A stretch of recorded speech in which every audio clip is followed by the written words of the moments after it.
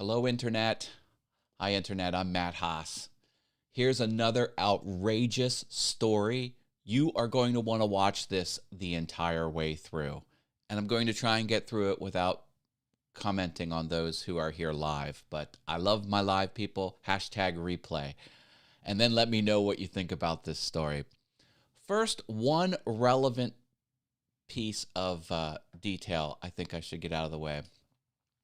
These are my email addresses. Every web property I have prefixes with Matt, and that's how you can email me. But it all goes down to this primary Gmail address, and it has the word geek. I love the word geek. The word geek is a term of endearment. It means someone who's passionate and has knows a lot about tech. That's what geek is. Now, the term nerd, I don't mind, but this has a negative piece to it, and it can be a put down. So geek is not a put down in my household. It's a term of endearment. And I even have something over here. This is my personal Facebook profile, the Matthew Haas profile, and you can see the slug line of my life, or it's father, husband, geek. Father, husband, geek. It's right there. I love the word geek. My business card, it's got Matthew Haas geek. All this is public. There you go. Take note. Anyway, so what is it about this? There's a fun story about this term, and it is outrageous. Here we go. It was the late 1980s. I was 17, maybe 18 years old, may have been 1987, 1988. I had a job as a busboy at a restaurant, Mr. Steak. I don't know if you remember Mr. Steak, but it was obviously a steak restaurant. And I have this outrageous story incoming. So buckle up. All the busboys wore the same thing: navy slacks, navy polo, all navy ball cap, like a farmer's cap, like a baseball cap. Just navy brim, navy top, navy mesh. It was we all looked the same. That's important. And there was a busboy that has worked there forever, named Jimmy Myers. I'm calling you out, Jimmy. Now, Jimmy was a shorter person. He's about the same age as me. He talked really fast. And here's the thing. He wasn't well-liked. Now, I was not a well-liked person in high school. I was small, I was scrawny, I was soft-spoken, I was picked on a lot, I was bullied a lot. So I usually gravitate towards,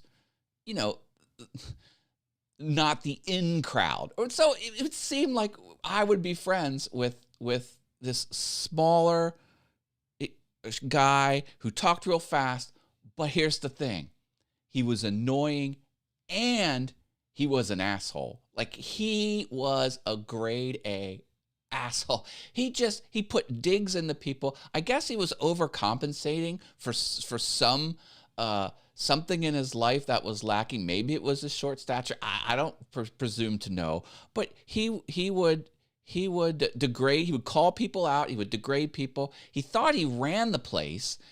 So people like, well, why are you telling me how to do my job? And even when I was being trained, not that you have much training involved in being a busboy, there was a lot of that too. So eventually he starts saying to me, and again, I love the outcasts. You're my peoples, the weirdos, the crazies. Not like if you're not in the in crowd, you're probably in my crowd. But this guy was different. He was truly a frustrating individual to be around. And one time he says to me, Matt, after work, we should go get ice cream. I go there often. A lot of people know me. It'll be a good time. I'm like, nah, that's okay. And he kept hounding me all night long. Are you sure? Like, this is a really good place. I think you're really going to like it. You could maybe start hanging out there too.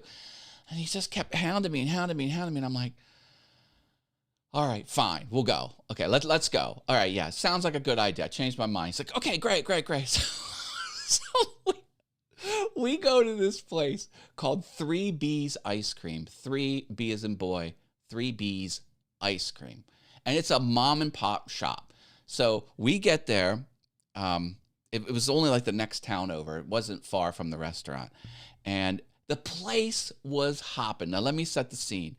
So there was a big parking lot. And in the middle, there was this small little structure with all clear glass. And you would go up and you would order. And they would take your order and put it under the glass. And there were 2 lines. And then there was a parking lot and a couple picnic benches. And like, it was packed. We probably got the last, I don't know what it was. It was late at night. It must have been 10 o'clock in the evening, may have been on a Friday. All the kids were there. Like, everyone my age was there, because it's not old enough to go to bars, but I guess old enough to hang out and go get ice cream.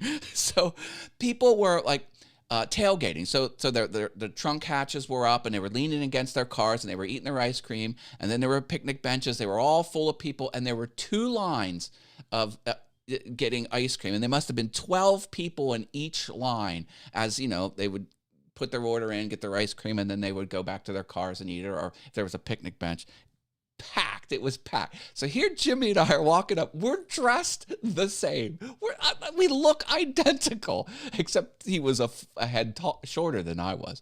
We go to get in line, and he keeps walking. He walks in between the 2 rows of 12. And he said, and I'm like, Jimmy, the back of the line. And he goes, no, come here. I just want to talk to these guys. I want you to introduce you to these guys. I'm like, okay. So we cut in front of everyone. Not that we were going to order, but he goes up all the way to where you order. And, you know, people are on both sides of us that are in line, but we're in the center part. And he goes, hi, guys, I'm here. One of the workers looks at him and says, hey, it's Nerd's here. And one of the workers, it must have been like 6 people working, 2 people taking orders and 4 people running and preparing stuff. Another worker looks over, Nerd's here? He goes, yeah, Nerd's here. and then the people who are working start going, nerd. So they start chanting, nerd.